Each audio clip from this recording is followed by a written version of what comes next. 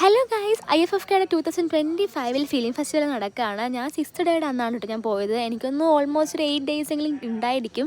ഞാൻ പോയപ്പോഴത്തേക്കും എന്നോട് work ചെയ്തായും act ചെയ്തായാലും directors ആയാലും എല്ലാവരും മീറ്റ് ചെയ്യാൻ പറ്റി. എനിക്കിതുകൊണ്ടൊരു അഡ്വാൻറ്റേജ് ആയി തോന്നിയത് സത്യം പറഞ്ഞു കഴിഞ്ഞാൽ അതാണ്. എല്ലാവരും ഒന്നും കൂടെ ഒന്ന് കാണാൻ പറ്റി, കുറേ നേരം സംസാരിച്ചു.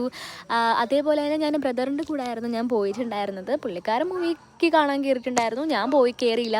ഞാൻ അവിടെ ഇങ്ങനെ നടക്കണമായിരുന്നു. കാരണം എനിക്ക് എന്തോ ഒരു ഇൻട്രസ്റ്റ് കുറവുണ്ടായിരുന്നു മൂവിക്ക് കയറാൻ വേണ്ടിയിട്ട്. കാരണം എന്ന് പറഞ്ഞു കഴിഞ്ഞാൽ ഞാൻ ഉദ്ദേശിച്ച പരിപാടിയൊന്നും അല്ലായിരുന്നു നടന്നുകൊണ്ടിരുന്നത്. നമ്മൾ ഈ റിലീസായ മൂവീസ് അല്ല അവിടെ കാണിച്ചുകൊണ്ടിരിക്കുന്നത്. അർജൻറ്റീനയായാലും ഓരോ പ്ലേസുകളിൽ റിലീസ് ആവാത്തതും ഷോർട്ട് ഫിലിംസും അവാർഡ് മൂവീസും എന്നുവെച്ചാൽ റിലീസ് ആവാത്ത മൂവീസാണ് അവിടെ കാണിച്ചുകൊണ്ടിരിക്കുന്നത്. അതുകൊണ്ട് എനിക്ക് വലിയ താല്പര്യം ഉണ്ടായിരുന്നില്ല. എനിക്കത് ഇഷ്ടപ്പെടുമോ, എനിക്ക് ആ ടൈം അങ്ങനെ കളയാനോ ഒന്നും എനിക്ക് താല്പര്യം ഉണ്ടായിരുന്നില്ല. അതുകൊണ്ട് തന്നെ ഞാൻ പുറത്ത് കിടന്ന് ഞാൻ ഒറ്റയ്ക്ക് നടക്കണമെയാണെങ്കിലും ഞാൻ കുറച്ച് നേരം ഒരു 15 minutes ഒക്കെ കഴിഞ്ഞപ്പോഴത്തേക്ക് ഞങ്ങളൊരു ഗ്യാങ് ആയിട്ടുണ്ടായിരുന്നു.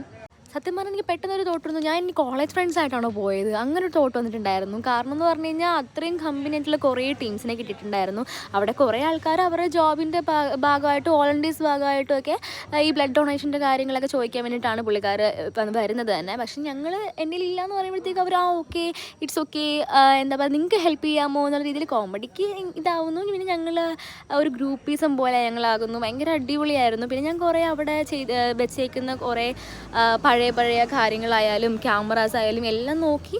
അതിനുശേഷം രാത്രിയാണ് സത്യം പറഞ്ഞാൽ നിൽക്കേണ്ടത്, ഞാൻ നിന്നിട്ടുണ്ടായിരുന്നില്ല. അതിന് ചേട്ടൻ കുറേ കേൾക്കുകയും ചെയ്തു രാത്രിയെ കാണണ്ടെന്ന് പറഞ്ഞിട്ട്. പിന്നെ ഞാൻ മുട്ടായി കഴിച്ച് തിരിച്ച് വന്നു.